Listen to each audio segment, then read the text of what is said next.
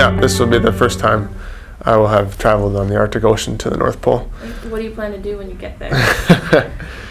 Well, I'll probably be really tired. When you get to the North Pole, it can take a long time to actually find the North Pole. You kind of walk in circles for an hour or so until you finally have the GPS coordinates reading 90 degrees north. The North Pole is always moving, so as soon as you've found the North Pole, you've lost it in some ways. We will attempt to be the first Americans to travel to the North Pole on ski unsupported. And unsupported means we leave land and travel the North Pole without any additional resupplies or help from the outside. And it's an extremely arduous expedition. It is 500 miles long, maybe more, depending on our circuitous route that we have to negotiate through rubble ice and over and around open water and that sort of thing. And temperatures might get down to 80 below or 70 below in the beginning. And yeah, it'll be great to be out on the Arctic Ocean. It's a place very, very few people get to travel. We carry satellite phones, and it's kind of like calling 911, but it could take 2 weeks to get a plane out there. Our daily schedule in some ways is kind of similar to anybody's work schedule.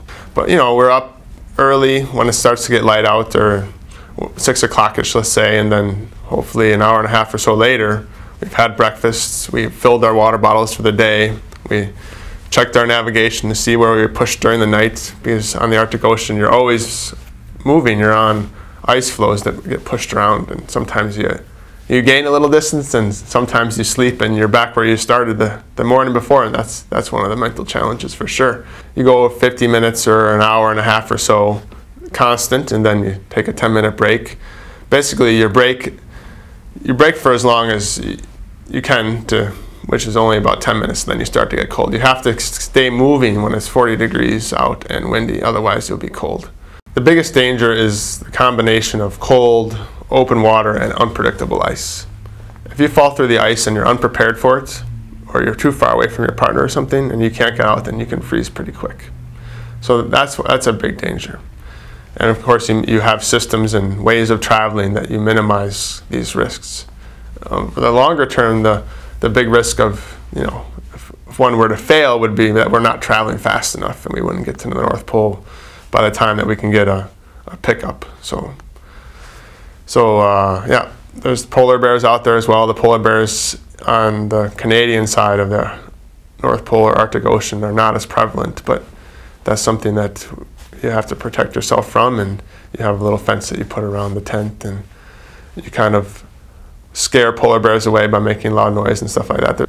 People always ask me, oh, are you going to talk to your girlfriend or family on the satellite phone? And I kind of don't want to do those things very often, because it takes me into another world mentally. In some ways it's easier just to remain focused on what's right in front of me. And when you're skiing, you're navigating, but at the same time you have to entertain yourself and taking in the beauty of the ice and the sunlight, and really kind of being in the moment about that you're in a special place that very, very few people have traveled in. Yeah, that's a very special feeling. And yeah, as much as I immediately get frustrated and a little bored sometimes out there, it's very important to stay in that moment and have positive thoughts about where I am. And that, to me, sometimes is the biggest challenge.